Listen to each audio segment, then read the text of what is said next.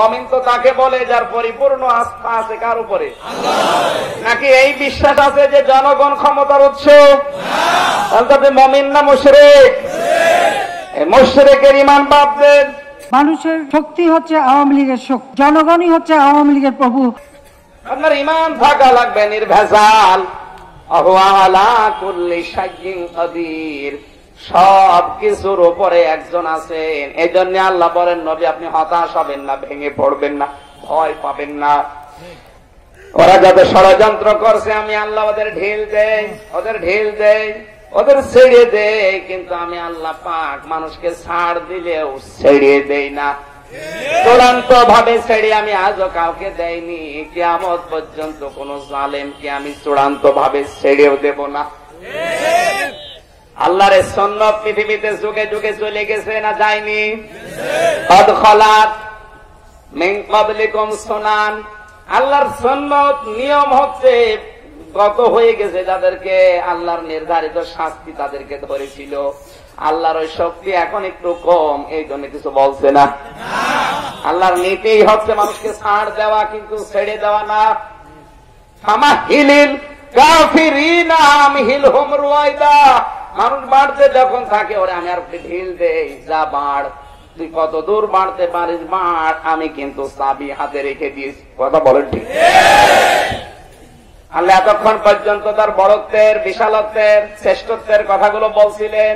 হঠাৎ করে আলোচনার ধরন আল্লাহ পাল্টিয়ে ফেলেছেন। আল্লাহ তাআলা আলোচনার ধরন এবার পাল্টিয়ে আমাদের জীবন ঘনিষ্ঠ বিষয়ের দিকে তিনি মনোনিবেশ করলেন। আপনি কথা বুঝতেছেন? এতক্ষণ আল্লাহ কিসের কথা বলছিলেন? বড়ত্বের। কিসের? তার বড়ত্বের, বিশালত্বের, মহানুভবত্বের, বিশাল বিশাল বড়ত্বের কথাগুলো বলছিলেন। তার এত বড় মর্যাদা, এত বড় তিনি, এত বড় শ্রেষ্ঠ। হঠাৎ আলোচনা কাট করে দিলেন। এবার আমার আল্লাহ অন্য একটা বিষয়, মানুষের জীবন ঘনিষ্ঠ বিষয়ের দিকে ইঙ্গিত দিচ্ছেন।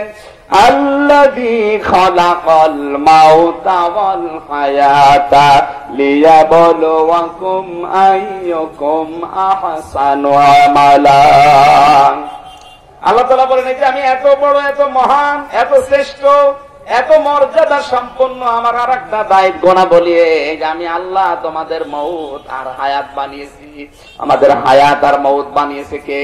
আল্লাহ। সবাই বলেন কে? আল্লাহ। আপনি যে বেঁচে আছেন এটা ইশারা কার? আল্লাহ। এখনই মারা যেতে পারেন, ইশারাও কার? আল্লাহ। এই বিশ্বাস সম্মান